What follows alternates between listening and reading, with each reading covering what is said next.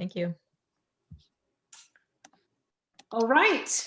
Well, hello, everyone. And this is officially the beginning of Semantics 3, Nominal Semantics Part 2. My name is Helen Kulidobrova, or Elena, whoever wants to pronounce it whichever way, from Central Connecticut State University, and I will be chairing this session. We have 2 talks lined up today, so we'll actually have a little bit of time for discussion, which is great. Nonetheless, we still have 20 minutes for each of the speakers, plus some discussion time, and then we have a general conversation. The first talk is a talk by Maura O'Leary from the University of California in Los Angeles, and the talk is on locality constraints in nominal evaluation times. Maura, please go ahead. Thank you. I'm going to put a link in the chat, so if you want to see the handout yourself, you can get to it. Fantastic. I'm also going to screen share. I've found that I can't actually see the chat while I'm screen sharing, just for my own technological capabilities. So hopefully someone can repeat that if anyone needs it. Okay, so I'm going to be talking about locality constraints on evaluation times. And my primary claim that I want to make here is that any time argument acting as an input to a novel predicate must be bound by the nearest time abstraction. And I'm going to use nouns as sort of a case study here. So before we begin truly into the content, there are a few things we need to establish. First of all, this work is a later chapter in my dissertation, which means that it's building on work from the previous chapters. And the point that needs to be made here is that those chapters explain 2 confounds that have regularly made the data surrounding nominal evaluation times really unclear. So to make up for us not talking about those explicitly, I'm going to offer 2 brief assumptions that will guide you away from unclear data that those chapters account for. So first is that there are 3 classes of nominal aspect. You first have individual level nouns, wherein the property holds for the entirety of the individual's existence. This is likely not new to our hearers. But in addition to that, we have flexible nouns, where the property holds at or before the time of the input argument. So you get a time argument to the noun, and then the property of that noun holds either at that or before that time. For instance, if we say a fugitive is in jail, it allows an interpretation where the person is a fugitive prior to the point of being in jail. You can't do this with inflexible nouns, where the property holds exactly at the input time argument. So for instance, in a bachelor is married, we lose that reading where we have the bachelor property holding prior to the time of being married that we got with fugitive. So for inflexible nouns only, the time argument is guaranteed to be within the interval over which the property holds. Therefore, I'm going to mostly use inflexible nouns going forward, except when I'm quoting other people's work, so that we can most easily establish and discuss nominal time arguments. The other confound that I need to mention is novelty. So novel predicates use certain temporal patterns, including those described by the aspectual patterns above. And novelty, by here I'm meaning not having been mentioned or presupposed previously in the conversation. The thing to watch out for is that non-novel uses of predicates don't follow the same patterns. In my dissertation, in fact, I argue that they are purely discourse anaphoric and they don't actually have any meaningful time arguments. So as an example, out of the blue, you can't say 3 bachelors are married. But in a larger context, you can say that sentence. You can say, I attended college with many bachelors, novel use of bachelors, and then you can say 3 bachelors are married now. So in this presentation, I will assume that any predicate we're discussing is entirely novel to the conversation, even if we've had a context building up to it. So for the examples going from this point forward, you should assume that the predicates we're discussing are novel to the discourse, which can just help you form your own judgments. But you should also be aware that if you replace any predicates in the sentences, you may get results that are not as immediately clear, and that's to do with the nominal aspect side of things. Everything I'm saying holds here for all nouns. It's just that the nominal lexical aspect categories make it harder to observe in some nouns. So I'm trying to help you through these judgments best as you can on your own time.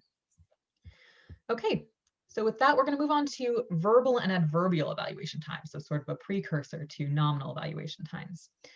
So in Perkis, in a 2000 paper, claims that verb phrase and adverbial input times are locally bound by the nearest time abstraction. So he labels these generalizations as generalization X and generalization Y, which say that the time and world variables acting as inputs to a verb phrase or an adverb, respectively, are bound by the nearest time and world abstractions. This is mentioning worlds, of course, which is not something I'm going to talk about here in terms of nouns, but there is a lot of interesting interplay that I will be talking about in my dissertation. There's just not time here, that it has to do with reconstruction effects and long distance potential world binding, and it's all got a lot of very interesting stuff, but it didn't fit into this talk. So input times for these two categories, verb phrases and adverbs, are locally bound. Let's just quickly see what that means. It means that in a sentence like, in 1980, my syntax professor was in kindergarten. The input time of that VP, be in kindergarten, must be co-referent with the nearest time abstraction, here being the time defined by the sentential tense, or equivalent to 1980. Note that there's no reading where the professors are in kindergarten now and not in 1980. Likewise, for the adverb example, we say, in the 1970s, my professors obligatorily wore ties. And the input time of obligatorily must be co-referent with the nearest time abstraction, the one defined by the sentential tense or the 70s. Note again that there's no reading where the obligatorily holds at the utterance time, but not in the 70s. It's nothing new here. This should be exactly how you expect tense to behave. It should affect the verb. The tense should enact the time at which these properties hold. Perhaps adverbs are something a little bit new to consider, but none of this should be entirely unexpected. So now we move on to nominal evaluation times. So verbs and adverbs we've seen now must be evaluated at the time introduced by the tense. The question is, what are the possible input times for nouns? It turns out that nominal predicate input times can be co-referent with either of the time abstractions that we see in the sentence. So above, we had two time abstractions, the utterance time and the time defined by the tense, but we only used the one that was defined by the tense. Here we actually see an ambiguity where either one of those can affect the interpretation time of the actual noun. So the first instance we're going to look at is a sentence where we say, 4 years ago, Melissa met a 10-year-old. The input time in one reading is where we use the time defined by the sentential tense. So again, the same things we saw for verbs and adverbs, in what I'm going to call the matrix clause time. So this would mean that the property of being 10 years old holds at the same time as the meeting event. So we would say that Melissa met a child who was 10 years old at that time, and they have now aged for 4 years and would be 14 now. We also can have a reading of this sentence where the utterance time is the input time of this noun. So the property of being 10 years old holds now rather than at the time of meeting. So we can say that Melissa met a child who was 6 at that time, but they've now aged for 4 years and are now a 10-year-old that she met. So is it possible that with this kind of ambiguity, that nominal evaluation times are subject to a similar locality constraint, like what we saw for verbs and adverbs? The ambiguity alone makes it look like this probably isn't a possibility. Nonetheless, I'm going to here propose that we have a nominal input time locality constraint. So basically the same thing we saw before, but for nominal times as opposed to verbs or adverbs. So this says that the time variable acting as the input time to a nominal predicate is bound by the nearest time abstraction. Now, under such a constraint, how could the nominal predicate's input time exhibit the ambiguity that we saw? Well, we can appeal to quantifier raising. The content of the argument DPs doesn't need to stay in one place the way that, say, adverbs do. And with this movement, we can say that the nearest time abstraction changes because we've moved to a different point in the tree, whatever counts as the nearest scoping time abstraction is going to be different. So we appeal to the position of the noun phrase in the LF in order to determine the input time. Nouns that scope below the sentential tense use the matrix clause time, or the time defined by that tense, as the input time. Nouns that scope above the sentential tense no longer have access to that variable, so instead they use the utterance time as an input time. Obviously, in a sentence with many tenses and many clauses, we're going to get a lot more optional times, and then we're going to have a lot more optional places where the noun can rest and pick up a different time. So let's look at what this locality constraint would look like for a simple sentence. We have Juan met a teenager. So the first one is where the person is a teenager at the time of meetings. This is very similar to what we saw with the 10-year-old above. The person Juan met was a teenager when he met them, but they don't need to be a teenager now. This allows for very simple binding where it's just like what we saw with verbs and adverbs, where the time defined by the tense binds the time variable of teenager. Completely normal, nothing exciting going on here. The second option is where the utterance time is the input time to the nominal. So here it would have a meaning like the person Juan met is a teenager now, but wasn't necessarily a teenager when he met them. So we're looking to get that utterance time as the input to teenager. This has two potential LFs, only one of which is allowed under the locality constraint. The one that's allowed involves teenager moving up above the sentential tense and then being closer to the utterance time and being bound there. The LF that is not allowed under this locality constraint would be long distance time binding, where the utterance time reaches down over the sentential tense to bind teenager deep in that clause. Obviously, this data alone doesn't tell us whether this constraint is well formed or not. This is just me applying it wildly to a sentence. So let's look and see whether the hypothesis matches the data and whether we can prove that long distance binding of nominal input times truly isn't allowed. The first place I'm going to present evidence from is existential there constructions. So independently of this work, Moussan has already noted in a handful of works, including her dissertation, that NPs in this position, the post-copular position existential there constructions, so there is a blank, must be interpreted at the same time as the rest of the clause. So they have to get that MCT time, that verb, that sentential tense time. They can't get the utterance time version. Separately, Heim in a 1987 paper claims that the post-copular DP, so the same place of an existential there construction, cannot undergo quantifier raising and must be interpreted in C2. And there are a handful of other ways of explaining this. For instance, Poole 2017 presents that it must undergo syntactic reconstruction, but for our purposes, that gets us the same thing in that it is interpreted in C2. So if the noun has to raise in order to get that utterance time, evaluation time, then we can prevent that by a combination of Heim's theory and the nominal input time locality constraint. And this will explain away Moussan's observation. So let's take a look at this sentence with an existential there construction. There was a professor in kindergarten in the 80s.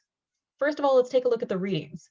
A logical reading would be one in which the person was a professor, say now, but not in while they were in kindergarten. But that reading is not available for this sentence. The only reading available for the sentence is one in which simultaneously the person was a professor and in kindergarten, and those both happen in the 80s. So how can we explain that?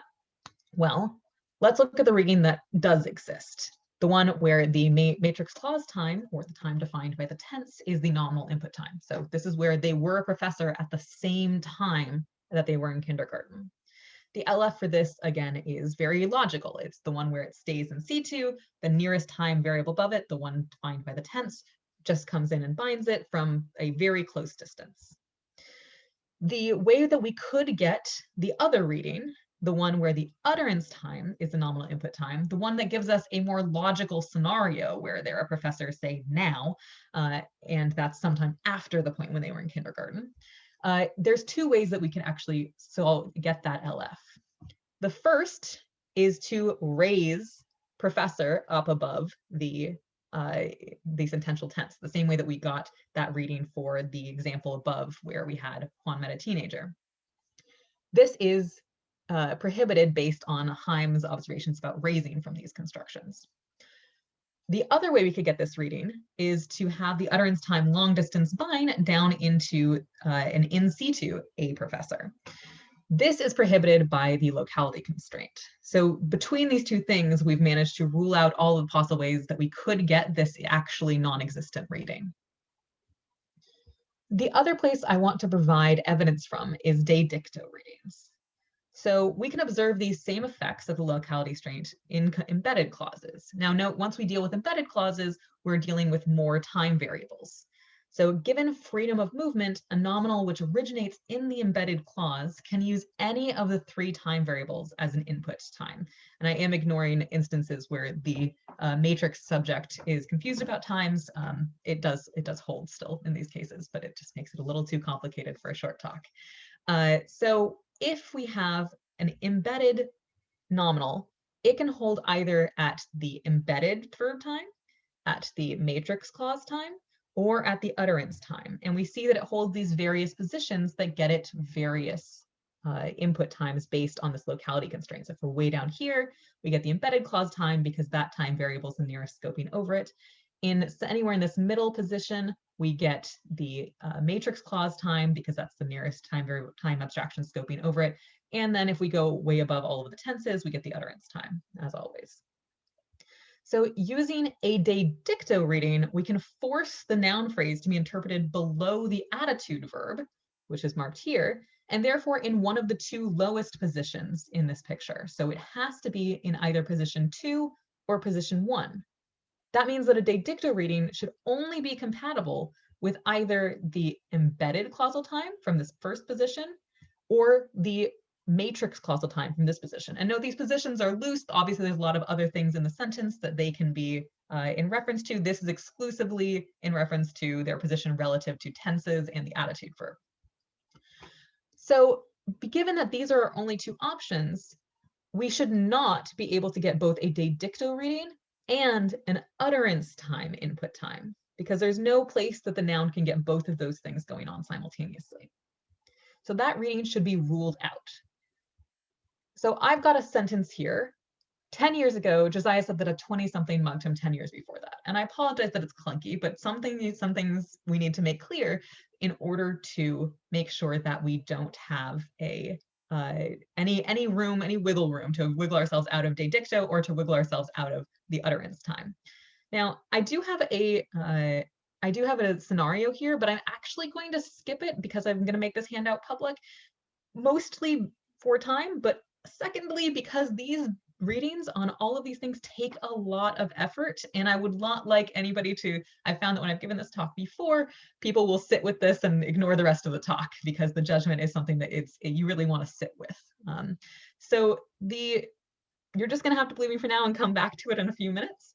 But the idea here is that we can't actually find in this that we can get the de dicto utterance time reading. So that is supported by our locality constraint, that there's no location in the LF under the attitude verb, where we need for de dicto reading, that allows a UT input time, assuming the locality constraint, which it means that whether it's below the embedded tense or above the embedded tense, either one would require the UT to do a very long sort of binding, which is ruled out by this locality constraint. So the unacceptability of this sentence in this context provides evidence that the long distance binding of time variables is not possible, and that this locality constraint is potentially well-founded. So if the input time, as we've seen now, to verbs and adverbs and nouns are all subject to locality constraints, it's worth thinking about what's the case for other predicates and predicative phrases like adjectives or prepositional phrases, participles, relative clauses, other things that take time arguments. Well, these predicates show up in two environments, and we can sort them instead rather than by their type, we can sort them by the environment and see if they behave the same. The first place they show up is as the main predicate of a clause, to be happy, for instance, or they show up as part of a DP, so a happy sailor.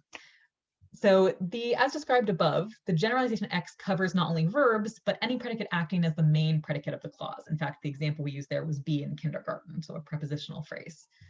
Therefore, the input time of any predicate that shows up as the main predicate of a clause is subject to locality constraint already. That one's already covered. So what we want to look at is when these are as part of a DP and see if they behave in a locally constrained way. So when these are part of a DP, we should expect them to show the same behavior as nouns if their input times must be locally bound, because the noun is occurring in one place, the adjective is right there with it, they have the same time variable above them, so we should see them mirroring each other's behavior. So they're co-referential with the time introduced by the nearest tense above them, unless they're raised above all the tenses, in which case they're co-referential with the utterance time. So the same thing we've been saying for nouns. And additionally, since these DPs move as a whole, we just expect that any predicate within a DP should have the same nearest time abstraction as the noun it modifies, and therefore the same input time. So we should see a pairing of nouns and, say, adjectives that go with them. And this has actually already been noted in Keshet's 2008 dissertation. He writes out the intersective predicate generalization. So saying that two predicates combined via predicate modification may not have different input times or worlds from one another.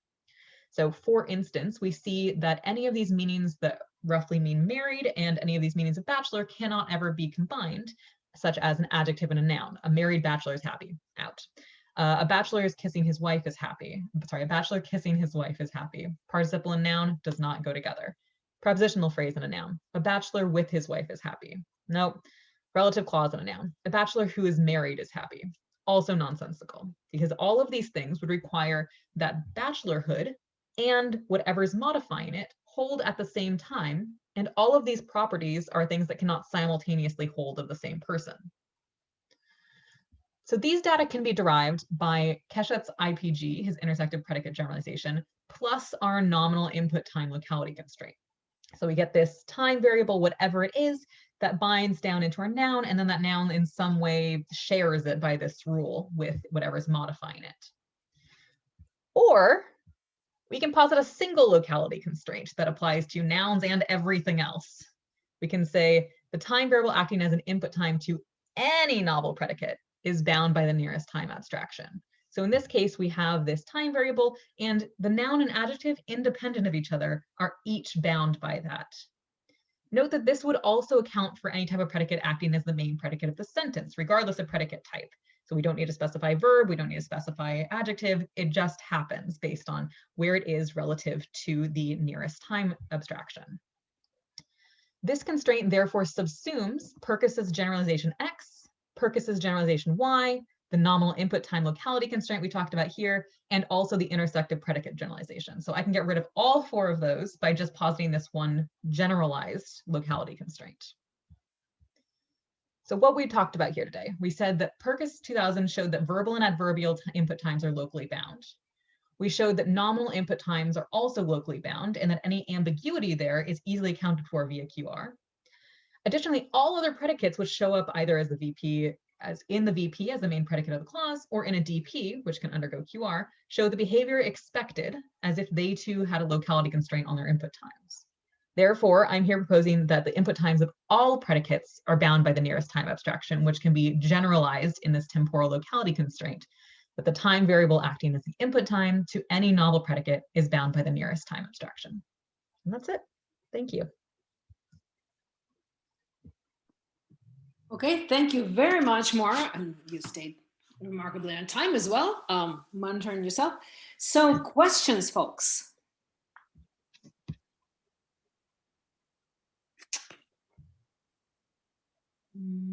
There's a raised hand. I don't know. You can raise a hand, or you can do this through Q&A, or you can do this through a chat. I see. Let me double check the chat. We have a raised hand. I think I can allow him to talk. I do not see a raised hand in my end, so feel free to. I can ask to unmute. So Toshiyuki, I think it is. I can ask you to unmute if you. I think. Go for it. Sorry, give it one more try. Who is this? Can you hear me? Mm-hmm. Yeah. Oh, okay. Thank you very much for an interesting talk. This is Toshio Gihara, University of Washington. So am I correct in understanding that your analysis only applies to inflexible nouns? No, it actually applies to all of them. It just is easier to observe in inflexible nouns. Okay, so then I have a question. So yeah. I asked, how about a sentence like there are fugitives in the jail now? I don't know whether it's good, but if it's acceptable, then those people have to be non-fugitives now. So my basic question, this is Enchi's example, right? And I always wondered about the semantics of these nouns. So what kind of information do these nouns have in the lexicon, according to your analysis? So what you have in the flexible, inflexible distinction, let me just go back up to that so we have a backdrop that's relevant. So in the inflexible flexible distinction, which I realize is a little bit not the best terminology, and I'm working on it. By time of dissertation publication this year, it'll be better. So the distinction here is that bachelor and other inflexible nouns hold at exactly the property time. So it's very easy to tell when that property is going to hold. Something like fugitive, though, can hold either at the time, exact time, or at some time before that. So that property can already be finished. So if I say a fugitive is happy, sure, you're probably going to think that a fugitive is holding at the same time of being happy. But it can also allow me out of these pickles, like a fugitive is in jail. So a fugitive then holds at a time that is prior to being in jail. We've got fugitivehood and then later being in jail. So this also holds when we are in existential there constructions, which yes, is one of the classic examples in this literature. So I can tell you know what you're talking about. So we have, there are fugitives in jail now. So fugitives then still has the same rules. It has to take a certain evaluation time and then can be either at that time or prior to that time if it's pragmatically necessary. Judith Tonehauser in a 2002 paper talks about when it's pragmatically necessary. So that's an interesting addition to this. My whole point is just what's possible semantically. So the existential there construction still requires that it gets the time that is associated with the verbal evaluation time that's associated with a sentential tense. So it's the same thing that would happen to bachelor there or to teenager there or to whatever there. But what it can do with that time is allow its property to hold prior to it. So when I say there are fugitives in jail, the same time is given to in jail and to fugitives, but fugitives is allowed to sort of backshift it in terms of when the property actually holds, allowing us a reading where we've got fugitive hoods who are now, there are those people in jail. Does that answer the question? So am I correct in understanding that this past-oriented reading comes from the lexicon? Yes. Not from the structure. And it's not ambiguous, but it just says that if someone is a fugitive, the person is fugitive now, or some a prior time. And in this particular case, you have to take a past time, but that's a pragmatic phenomenon, not from the lexical or syntactic structure. Yeah. I think you got it. Yeah. Okay, so that's your position. Thank you. For anyone who's really interested, there will be a full dissertation on this shortly. So, look forward to that. So great, thank you. Are there any more questions? I will let you go ahead and select your own questions, actually more, so that seems like the more reasonable thing to do, because why not? I can't actually see the chat, so if there's anything in there, then yeah, there's nothing in the chat. There's nothing in the chat at the moment. Or nothing in the Q&A, so we might be good. So I have a question. Oh, sure. So, well, given the kind of analysis that you are providing, I think, I'll have to think more about this. So if there is no observable, if there are no observable locality effects, right, that others have reported and you have summarized for us very nicely, and if there are no, and if there is no clearly overt morpheme for tense, we might as well go ahead and conclude that language X is a language without tense, right? Like that would be one kind of indirect evidence. I mean, as far as I know, the latest research on tenseless languages is that even languages which do not overtly mark tense do have a tense system. Well, sure, yeah. That's correct. But I'm listening to what you're saying, and I'm like thinking about this locality effects and the lack of ambiguity in these kinds of cases, and I'm just. So are you asking if this would still work in a tenseless language? Well, yeah, I'm just wondering if that like one of the reasons this would be is if there's actually nothing to bind it, right? Like if there's there's no binding relation to obtain because there is no tense to do this kind of work. Like, yeah, I'm just curious about that. Yeah, so I haven't managed to get my hands on a tenseless language speaker as of yet, but that is the dream. But I have been looking at Hebrew, and it seems to function the same way, which is great. But which I'm not willing to like publish that information yet because I'm still, you know, working through all of the potential hiccups. And if, as far as I understand from, I'd say like Matthewson's work, she had a paper or a conference talk in 2015 on tenselessness, there actually is still a tense operator. So I would still expect it to show the similar effects, even if the tense operator isn't spelled out morphologically. Right. So, I mean, the reason I asked this question, so I'm allowing myself like a few minutes because, you know, the reason I asked myself this question is this, or I asked this question is this. I work on ASL, American Sign Language. There is no overt, clearly overt morpheme for tense. There's an aspect morpheme, and some people have said, oh, it looks like it may be tense. But I have previously tried out SOT effects and have run into sentences of the sort that you're reporting, and I have been really confused by this odd looking ambiguity that all of a sudden this referent could have been either 10 years old now or 10 years old like 20 years ago. And I went, this is very, very strange. Like it's very unexpected.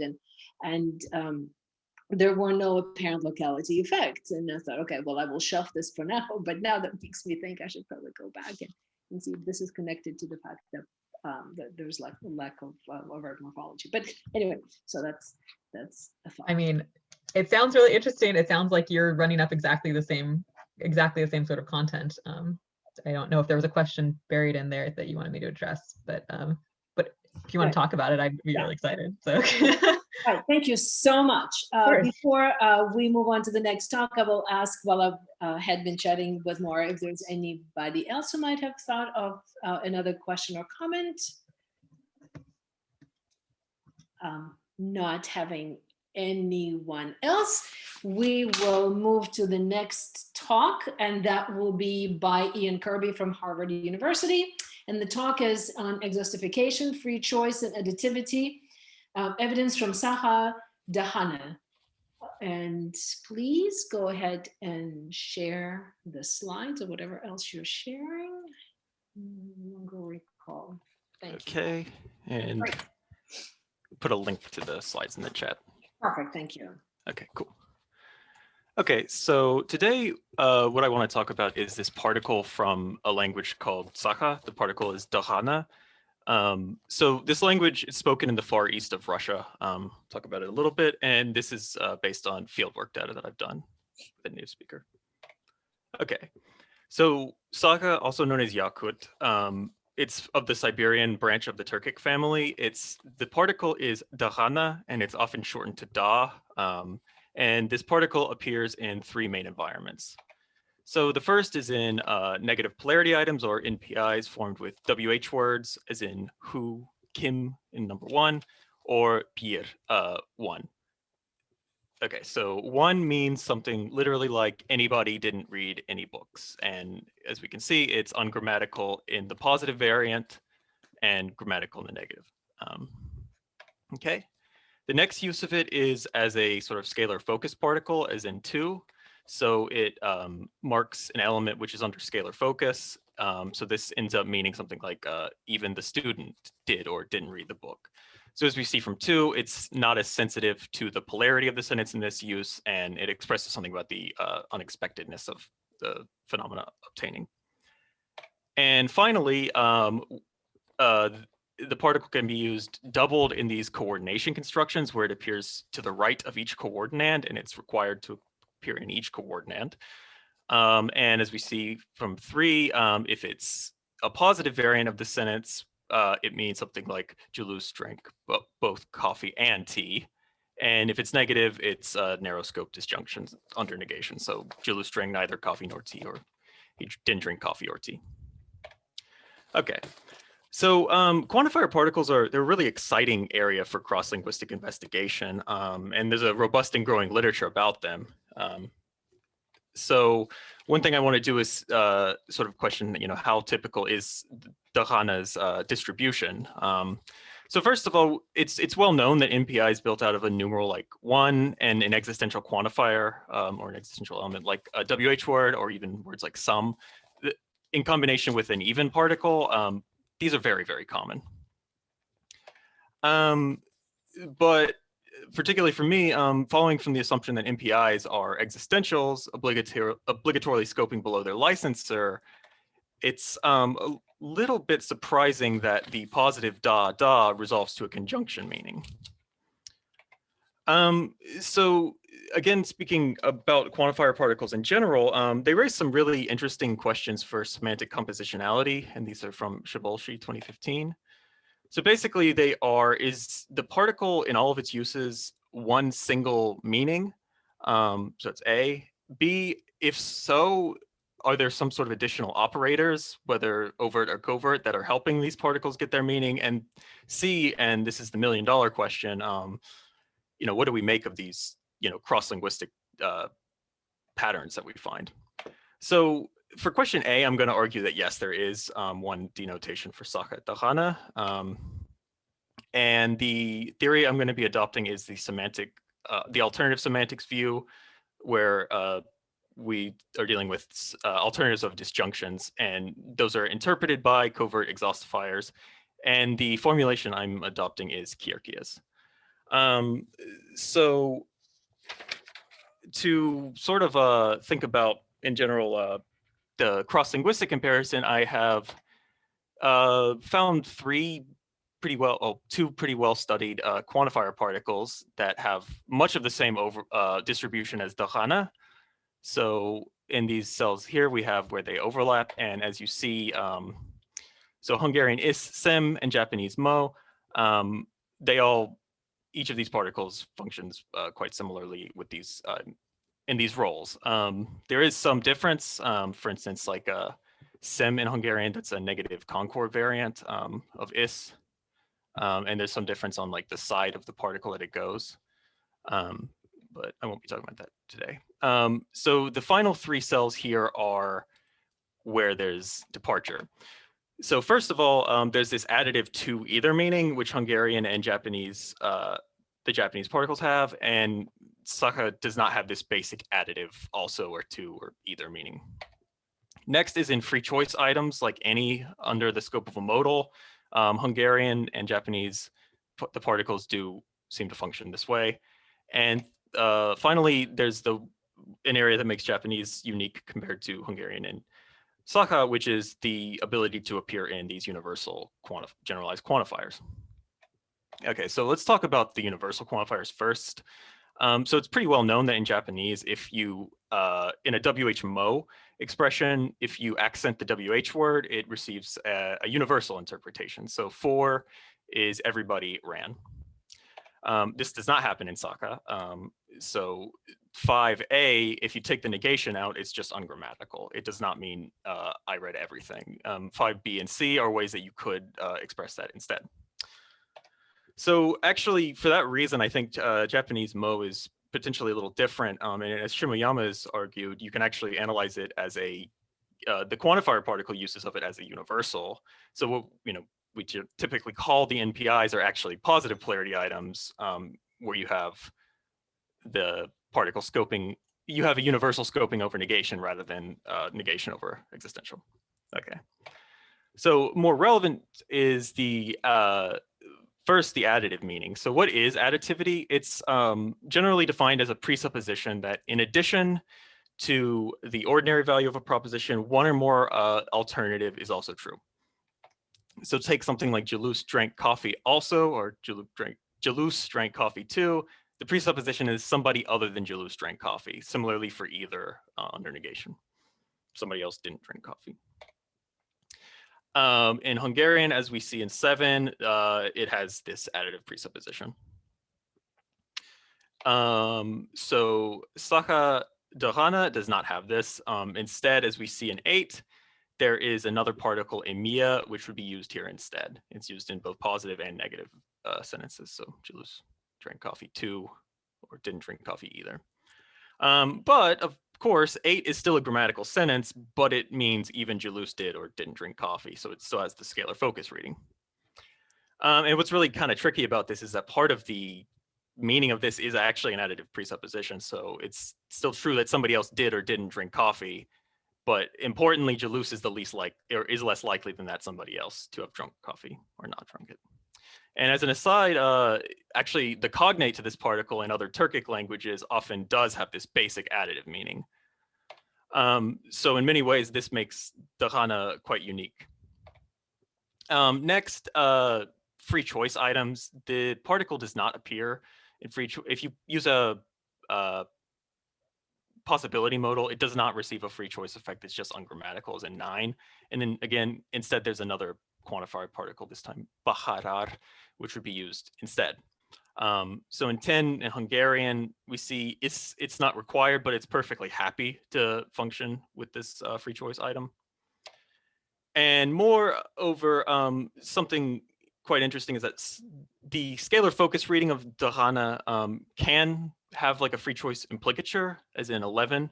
So this is something like even my, anyone can read that book, even my grandfather.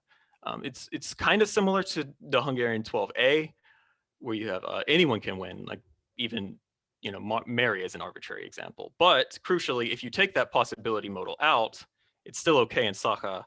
It's not okay in Hungarian. So what this means is that it's not a free choice item in Saga, unlike Hungarian. So this is a free choice implicature. So what I'm going to argue is that there is a common reason that Dahana does not appear in either of these uses, and it has something to do with its semantics. So what it does is the particle marks the alternatives of its host obligatorily active. I'll just explain what that means soon. And in most cases, you interpret it with a simple non-recursive exhaustifier. And following Shabolshi 2017, the additive 2 use of these quantifier particles can be analyzed as a type of recursive exhaustification that Dahana does not do.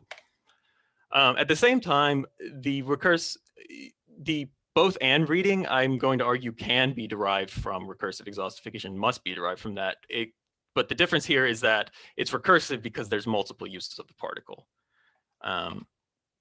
Okay, so how does this theory work?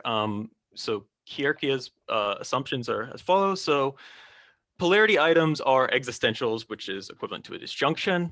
Sorry, my notes. Okay, so these polarity items have semantic alternatives, and licensing of polarity items is the grammaticalization of a type of implicature involving these alternatives.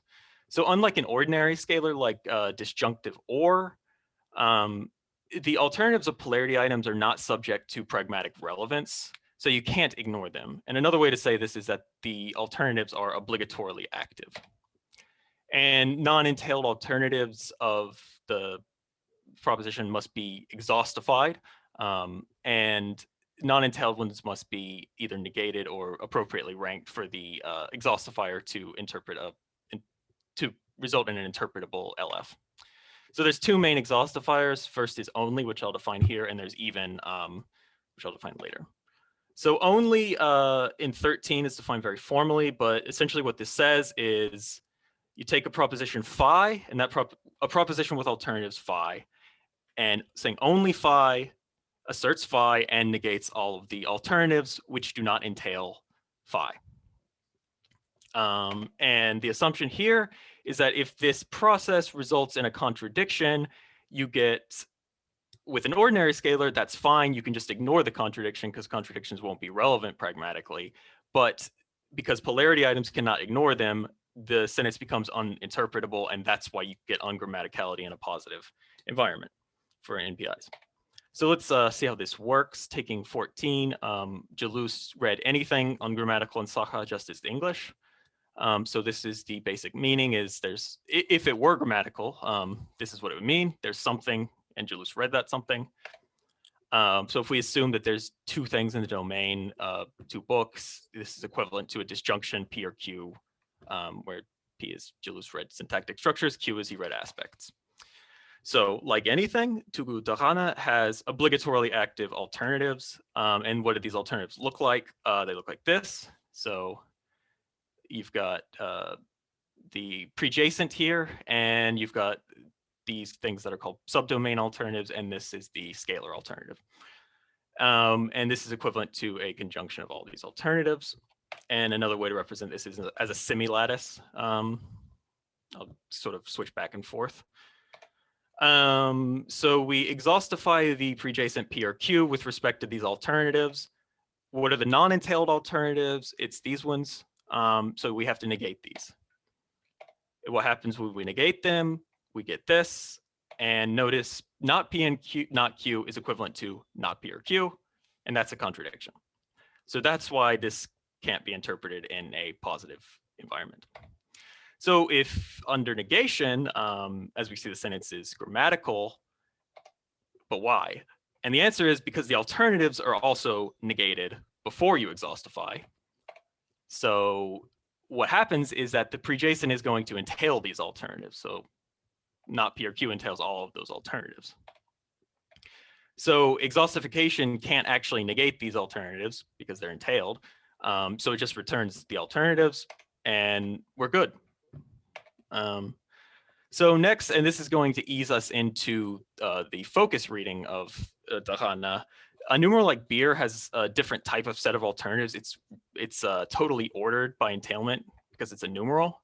And this is going to require a different exhaustifier, which can deal with richer scales, which is even. So what even does is it takes a proposition phi with alternatives, and it only returns something interpretable if phi is the least likely of those alternatives. So if we take Julius birta kinigani achta, Julius read any book, the alternatives look, the meaning is this, where it's an existential with a cardinality restricted domain. And the alternatives look as this. So importantly, if you read 2 books, you will have necessarily read 1 book. If you've read 3 books, you necessarily read 2, and you necessarily read 1. So that's what's important about this scale. And if you exhaustify with respect to that scale, you get this, where 1 book is less likely than 2 books, is less likely than 3 books, and that's unsatisfiable because 2, 3, etc. entail 1, and something can't be less likely than something that entails it. Under negation, entailments get reversed. So as in 22b, we see the arrows are going the opposite direction. So if you didn't read 1 book, that means you didn't read 2 books, you didn't read 3 books. So if you exhaustify with respect to that, this is perfectly satisfiable. And if you're curious about the inner workings of this, I would recommend Cernich's work.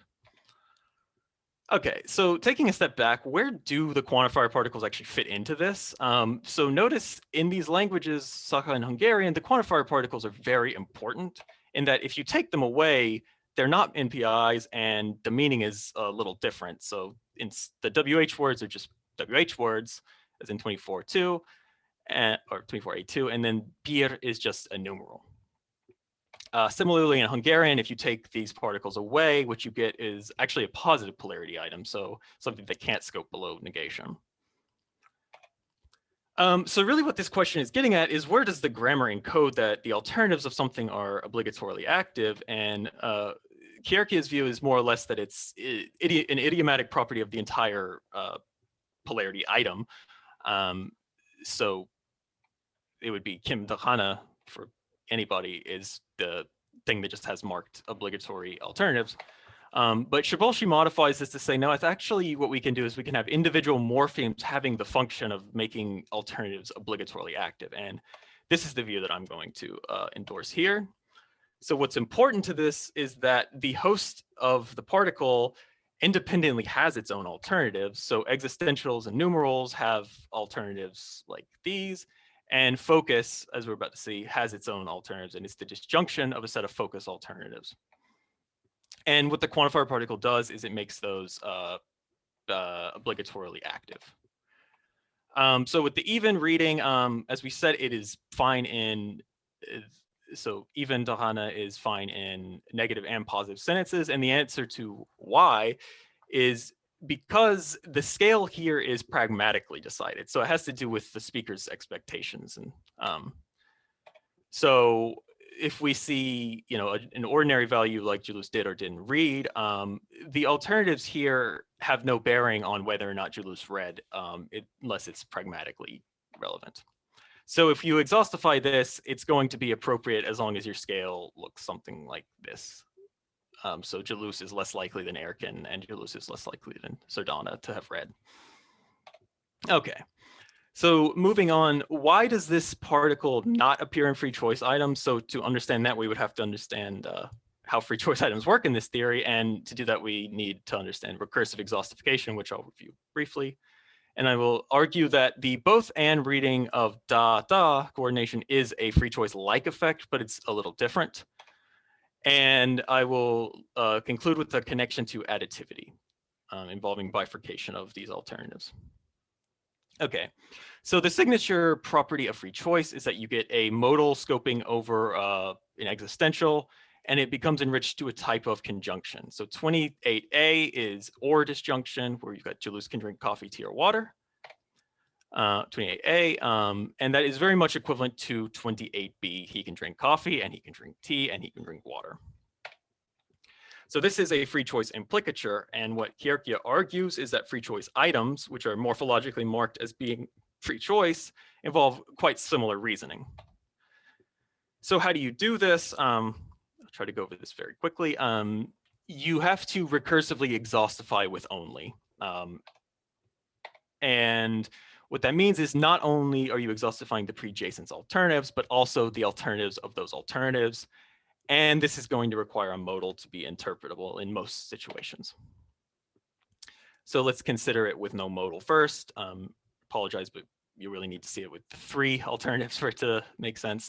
So P or Q or R, here are our subdomain alternatives and our scalar alternative. So what I mean by exhaustify the alternatives is that in this set of alternatives, we've already got exhaustification going on. So let's see what that would look like in one case. So the alternatives of P or Q are P or Q, as well as P, Q, and R. And for reasons that I will refer to these papers here, we don't worry about PQ here because each of these entails P or Q. So the first round of exhaustification is allowed to prune contradictions. It's just the last round that's not. So what that means is that you exhaustify P or Q and you get P or Q and not R. So after you exhaustify these alternatives, you get a set that looks like this. So these are the equivalences. And you exhaustify this proposition with respect to these. So what that means is that you negate all of these. Oh, and as an aside, recursively exhaustifying the scalar alternative won't change anything because it's the strongest member of its scale. So this gives us some equivalences with the domain alternatives. So P or Q, if P or Q, then R, if R, then P or Q. We can imply a biconditional there. And ultimately what this gives us is P or Q or R, and P if and only if Q, if and only if R, and not all of them. And this is never true. This is a contradiction. So that's why you need well, we'll see why you need a modal, because if you repeat these steps with a modal, you get this reading, 31B, possible P or Q, blah, blah, blah. And that is the free choice reading because these are restricted to individual worlds. It doesn't have to be the same world. Okay, so that's what I argue Dahana does not do. That's why it doesn't have this free choice reading. It doesn't activate alternatives of the alternatives, just the alternatives of the pre-adjacent. At the same time, da coordination, as we see, it does resemble free choice in that, so I'm arguing here that this is evidence that it is underlyingly disjunction because you cannot have the didn't drink both and reading when it has negation. Even if you're correcting someone, it wouldn't be used this way. So what's interesting though is that 32A has no modal. So how does it work? It's something different.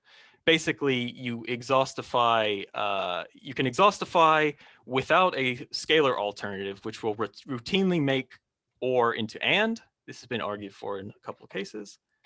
So it looks like as follows. So you get P or Q and P if and only if Q, which is equivalent to P and Q. So if you add the scalar, you get a contradiction predictably. And so what I argue is that da here, because there's multiple instances of da, it's marking each element in a disjunction. It results in recursive exhaustification. So another way to say that is that doubling is like a reflex of recursive exhaustification. I have a little bit about additivity, but I'd rather, I know I'm a little over time, so I'll hold off on that now. Basically, you can get additivity with recursive exhaustification with some assumptions, and I argue that Saga does not do this, unlike Hungarian. And my conclusion, so yeah, thank you. Thank you very much, Ian. Does anybody have any questions? This would be perfect time. Let me see, take a look at the chat and Q&A. You can do this through, a reminder, you could do this through Q&A, you could do this through the chat.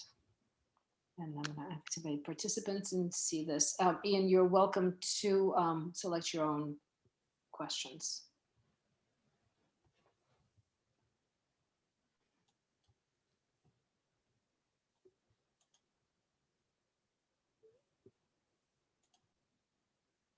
I think there may be some. Dashuki is looking to say something, so I'll go ahead and unmute. Maybe. I'm not entirely able to. I'm not sure. Do you see a raised hand, Ian? No, I can't see the participants right now. Okay. Dashiki, were you trying to ask something? I'm asking you to unmute. I was trying to click on that. I'm not entirely successful. Well, I'll give folks a minute to gather their thoughts. If I may, Ian, I just want to clarify, there was a lot of information, so it will take me a little bit of time to go through. Did I hear you say something about doubling in exhaustivity? Did it closer to the end? Yeah. Could you please go through this again? Okay, so what I'm arguing here is that when you have the particle doubled, where it can mean both and in a positive situation, you get recursive exhaustification there. Because what the particle is doing is activating the alternatives of each disjunct. So that is kind of similar to recursive exhaustification. So what would that sentence look like? Can I see that sentence? It was these ones. Oops, yeah. So in this sentence, like you have to have both instances of da. Yeah, here. okay, right, that one. Okay. Okay. Cool.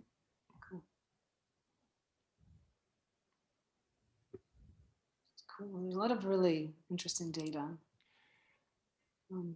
Yeah, it's what I find really fascinating is that you have two forms of it, the full and reduced. So actually that in terms of, let me go back to this question about, is it, potentially two homophonous things? This really suggests against that, because you wouldn't have, these two, like da by itself plus rana it doesn't mean anything in this language.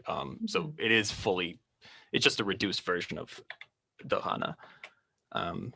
So that's actually something that in a lot of language we can't see that kind of evidence. Yeah. And so can you actually double? So I'm one of my tangential interests is doubling in ASL, because there's a lot of doubling in sign languages. So can you double this lexical item with the full and the reduced form? So something like here, one being da, one being dahana. Yeah. Yes. Actually, it's preferred in some sentences. So I didn't talk about this at all, but it's hard to determine what the principles determining where you can't use the full form are, but it tends to be that if the host is very short, you don't use the full form. So that's what I argue about, like with beer here. Of course, the WH NPIs are an outlier there, but yeah. So generally, there is some information structure relevance. So like, if you're really arguing with someone and you use both and, you would use, speakers tend to use dahana, the full form for both coordinates, but otherwise yeah, I mean, my consultants generally will change every time I ask them the same sentence. They're like, yeah, maybe that one, that one, I don't know. You know. Yeah. Cool, thank you. It looks like Michael Israel has a question. Michael, did you want to voice it, or did you want me to? Oh, sorry. Here we go. Did I unmute you? Hopefully I did. Yeah, I think so. It's just a very simple question. Does the MPI reading work in non-negative contexts?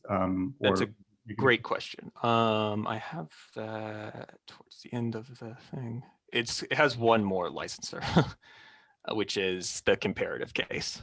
Oh. Yeah. It's somewhat atypical distribution, but I guess if we argue that the comparative here is anti-additive, we could say that it's a strict NPI, I guess. Yeah. So are there other candidate? I mean, is there a good sort of universal quantifier with restriction or a conditional construction where you might expect it to work? Universal quantifier, I've tried it. Let me go back to where I have those. My consultants really don't like it there, and I haven't figured out why. Sorry, I know I had the universal quantifier. Just don't hear it. Did I skip it? No.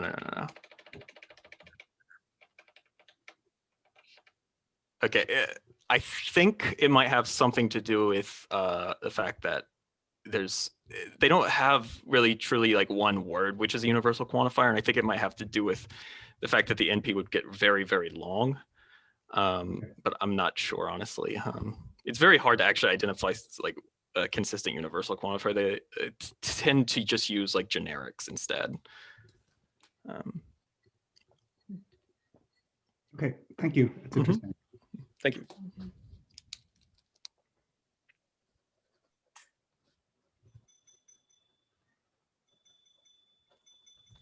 Any others?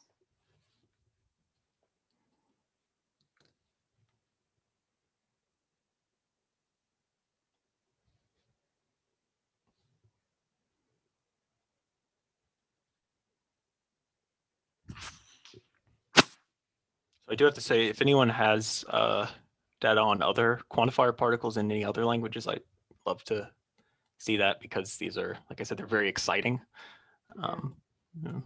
Yeah, no, I was going to ask whether like you have observed anything like this in some other languages of Siberia, right? Of like the Arctic languages of, out there, particularly Altaic ones, right? So yeah, so it's hard to say. I'm going to start working on Tuvan soon, which is another Siberian Turkic language. And that one, I know the cognate particle has been reported to have a universal quantifier meaning, so similar to the Japanese. And I'm not sure if it's truly universal or if it's a free choice.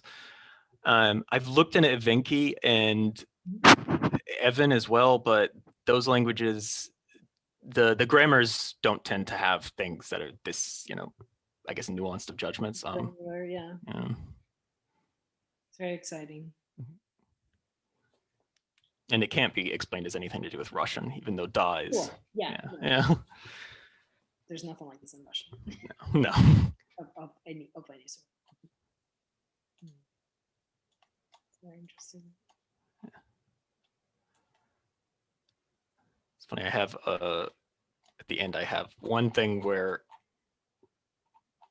there's always the question of, is this a negative concord? And it probably isn't, because it fails this test where you have a positive sentence if you can't answer it with just the NPI without a negation.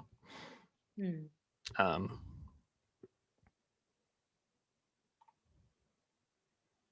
I ask you to throw that conjunction sentence on the slide? Yeah, let me find it.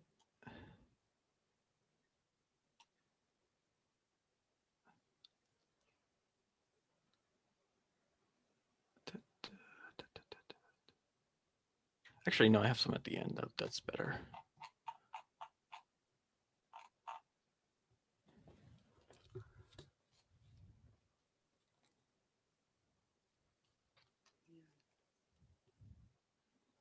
Oh, these are different than the ones above, right? Yeah. Right, but they will work, right? Mm-hmm.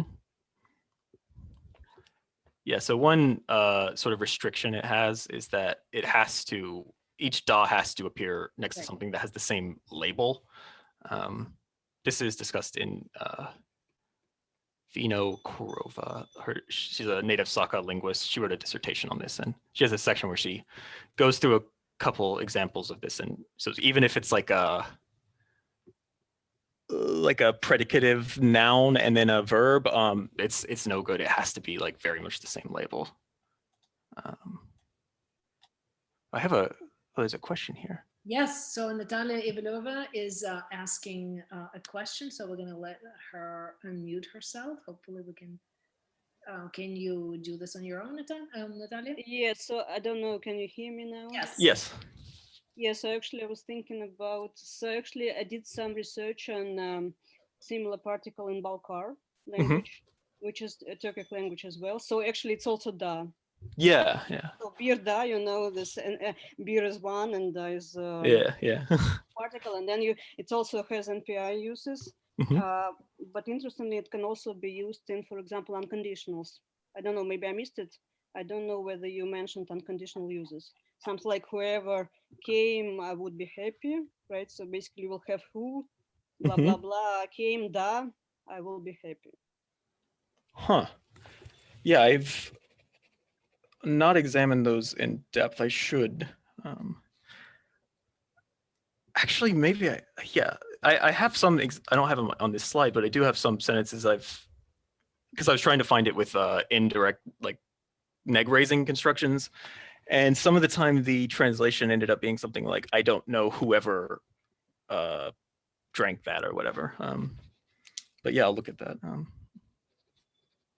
And also one more use was, you know, with numerals, so something like 3 people that came, it will mean something like all the 3.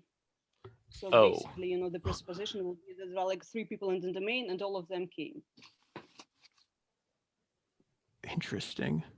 Yes, Saga definitely doesn't allow that. That's interesting. So I can share some data with you later because it looks similar a little bit. Yeah. Well, the distribution is a bit different too. Yeah, cool. Thank you. Very cool.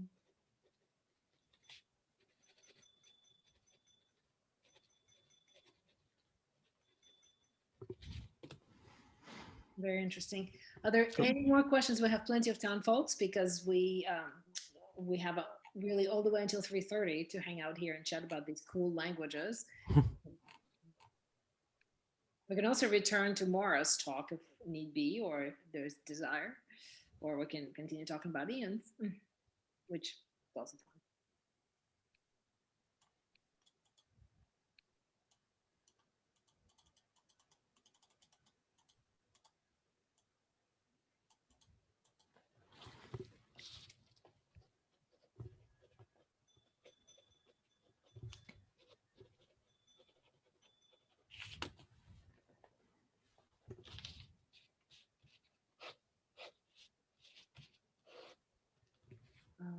I think there may be another question. Nope, that's it. I think there's a comment from Toshiyuki. I don't think that has already been seen.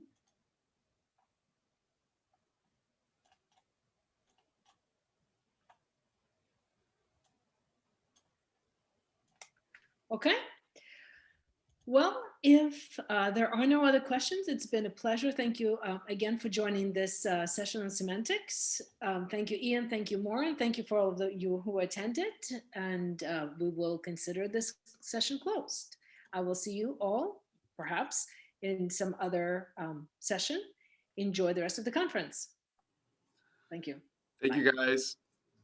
Thanks. Session closing. Thank you, Ken. Thank you, Keith.